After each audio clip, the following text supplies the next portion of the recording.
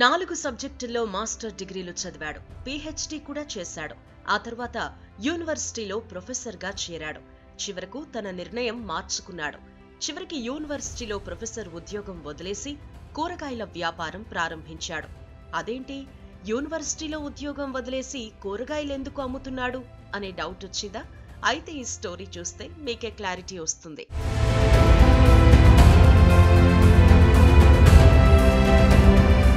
పంజాబ్కు చెందిన 39 ఏళ్ల సందీప్ సింగ్ 4 సబ్జెక్టుల్లో మాస్టర్ డిగ్రీలు, పీహెచ్డీ కూడా పూర్తి చేసి పంజాబ్ యూనివర్సిటీలో కాంట్రాక్ట్ ప్రొఫెసర్గా జాయిన్ అయ్యాడు.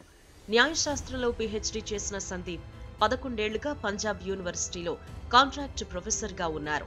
అయితే యూనివర్సిటీ సరిగ్గా జీతాలు చెల్లించలేకపోతోంది. అలాగే జీతాల్లో కోతలు విధిస్తోంది. చాలని జీతంతో సందీప్ తన కుటుంబాన్ని పోషించడానికి నానా ఇబ్బందులు పడుతున్నాడు. చివరకు ప్రొఫెసర్ ఉద్యోగం కంటే కూరగాయల వ్యాపారం చేయటం ఉత్తమమని నిర్ణయించుకున్నాడు. ఉద్యోగం వదిలేసి ఇంటింటికి తిరిగి కూరగాయలు అమ్ముకుంటున్నాడు.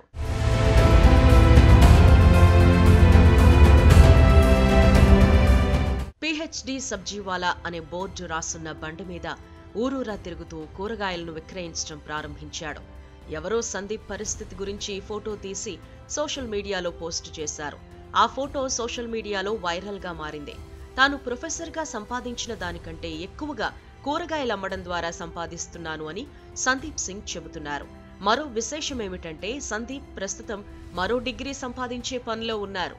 ఉదయం కూరగాయలు అమ్ముతూ సాయంత్రం పరీక్షలకు ప్రిపేర్ అవుతున్నారు.